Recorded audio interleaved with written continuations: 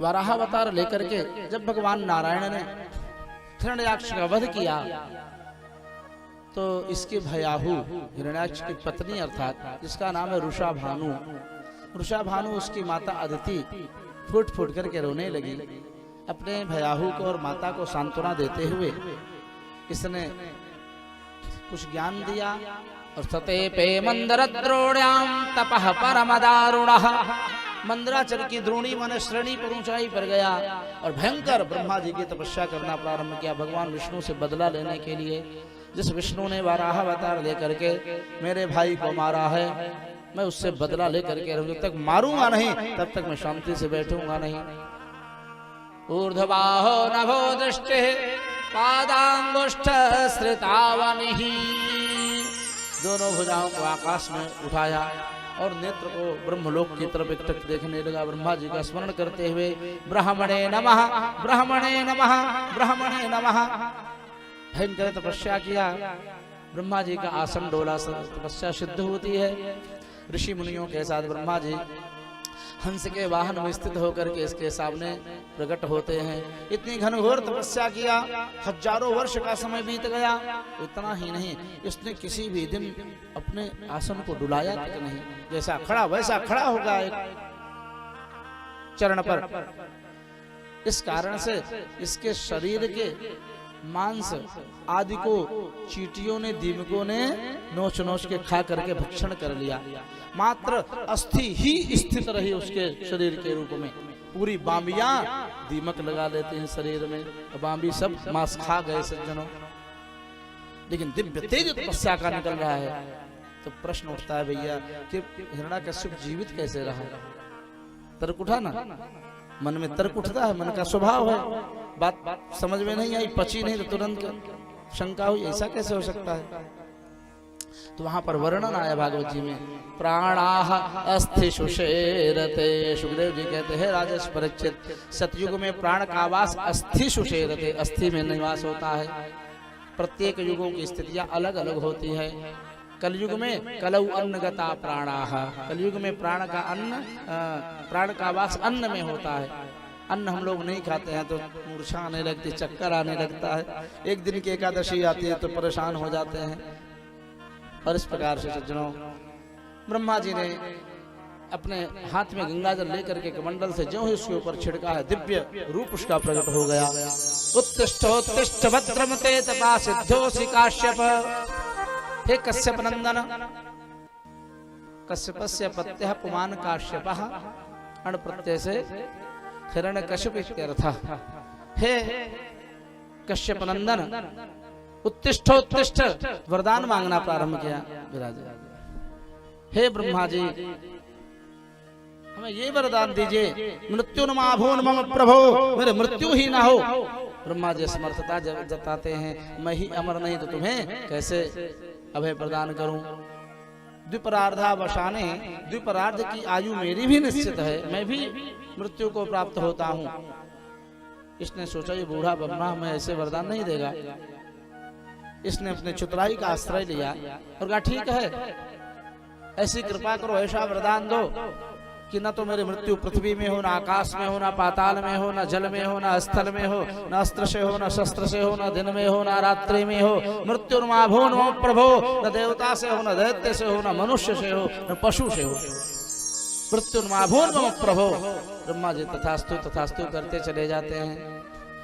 वरदान दिया, बलि हो गया, आतंक मचा दिया, सृष्टि में हाहाकार मच गया इसके भयंकर उत्पात के कारण। इसकी कयाधु नाम की पत्नी के द्वारा 4 पुत्र उत्पन्न हुए हैं, राध, संराध, अनुराध और प्रहराद। भागवत में प्रहराद आया है, प्रहलाद नहीं आया। लेकिन हिंदी में रलयो अभेदा व्याकरण के अनुसार होता है, चाहे प्रहराद कहो चाहे प्रहलाद करो, व्याकरण की दृष्टि में दोष नहीं है। परम भगवत भक्त हैं। और इस प्रकार से सज्जनों कालांतर में देवता स्वर्ग के पद से च्युत हो गए, हाहाकार मच गया पूरी त्रिलोकी में। देवताओं को इसने बंदी बना लिया, विजय प्राप्त किया। देवता ध्यान करके भगवान से प्रार्थना करते, प्रभु हमारा दुख कब दूर होगा, इस दुष्ट का अंत कब करोगे?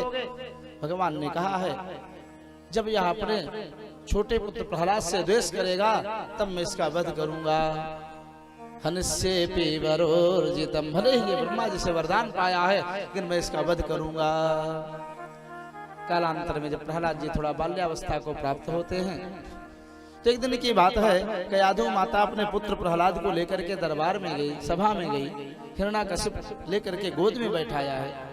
भले दैत्य पुत्र है उसका, शेर भले हिंसक है, बाघ बाघिन भले हिंसक जीव हैं, लेकिन क्या कभी अपने बच्चे को खाते हैं चाहे जितना भूखा हो? कभी मारते हैं क्या? नहीं मारते। ममता है, वैष्णवी माया के द्वारा ये जगत चलायमान होता है। तो हिरण्याकशिप अपने गोदी में प्रहलाद को बैठा करके बोलता है, हे पुत्र प्रहलाद, तुम्हें सबसे अच्छा क्या लगता है बेटा बताओ। इस प्रसंग को प्रहलाद जी सुन करके बड़े आह्लादित होते हैं, प्रसन्न होते हैं। कहा पिताजी अपने मन की बताऊं कि आपके मन की? कहा नहीं बेटा, जो तुम्हें भाता हो वही बताओ, तुम्हें क्या अच्छा लगता है। एक बड़ा ही सुंदर श्लोक बोला है, आइए हम लोग भी बड़े प्रेम से गाते हैं। भागवत जी के श्लोक इतने मंगलमय हैं कि गाएंगे तो आनंद आएगा। हे पिताजी, मैं सर्वोत्तम यही मानता हूँ कि गृहस्थाश्रम के असत झंझट में जीवात्मा पतन को प्राप्त हो जाता है। गृहस्थाश्रम के झंझट को त्याग करके वन में जा करके और भगवान महाविष्णु नारायण के चरणारविंद का आश्रय प्राप्त करके और उनका भजन करके अपनी आत्मा का उद्धार करके सद्गति को प्राप्त करे, यही हम सर्वोत्तम मानते हैं। तत साधु मन्ये सुरवर देहिना सदा समोद्विग्नधियाम सदग्रहा। श्री कृष्ण गोविंद हरे मुरारी नाथ नारायण वासुदेवा।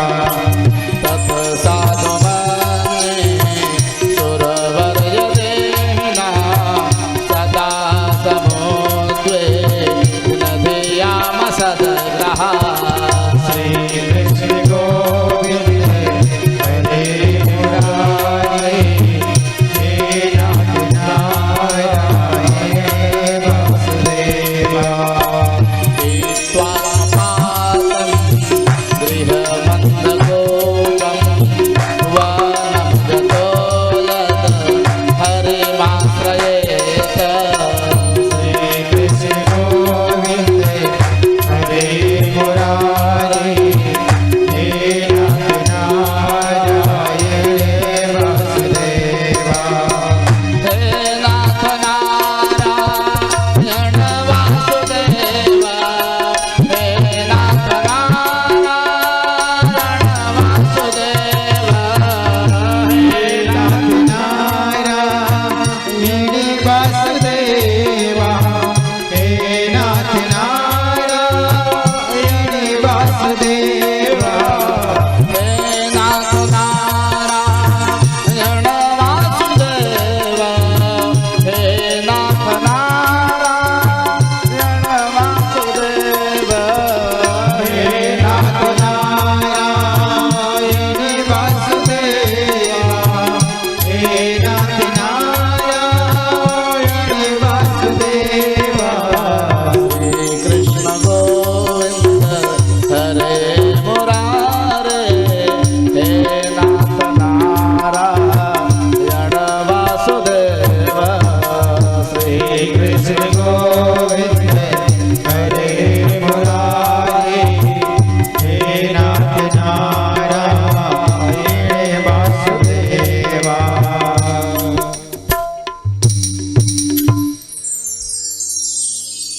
दिया कया माँ है, उठा करके प्रहलाद को गोदी में लिया।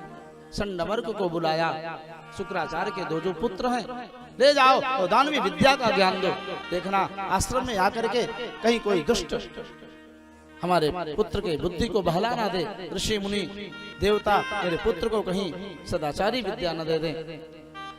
गुरुकुल में लेकर के गए, संडमर्क अनेक प्रकार के दानवी विद्या का ज्ञान देते हैं। शुश्रवेनुपपाठ जा सुन लेते हैं, पढ़ लेते हैं, सुनाए देते हैं, लेकिन आचरण नहीं करते हैं। एक श्लोक याद आ गया मास्टर साहब जी, साक्षर और राक्षस में अर्थात देव दैत्य में मनुष्य में कोई बहुत ज्यादा अंतर नहीं है। दैत्य राक्षस कोई बहुत अलग नहीं है, मनुष्य ही हैं, कश्यप महर्षि के पुत्र ही हैं, ब्राह्मण वंशी भी हैं, ऐसा भी कह सकते हैं। लेकिन आचरण के कारण, गलत काम करने के कारण उनको दैत्य कहा गया, राक्षस कहा गया। तो हमारे जब श्री धर्म ज्ञानोपदेश में पढ़ते थे तो श्री राम खुशी त्रिपाठी गुरु जी थे, आचार्य जी, आप जानते देखे थे। तो उन्होंने एक श्लोक पढ़ाया, बताया कि विद्याधर साक्षरा विपरीताश्चेत् राक्षसाः परिकीर्तिताः।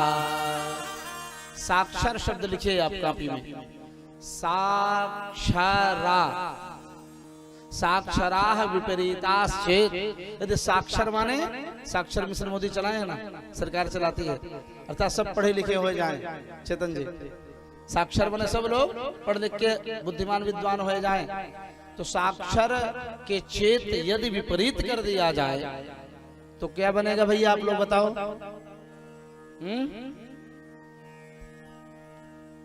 तो बोलने में इतना देरी क्यों हो रही है, डर क्यों रहे हैं आप लोग? साक्षर को उल्टा करोगे तो क्या बनेगा?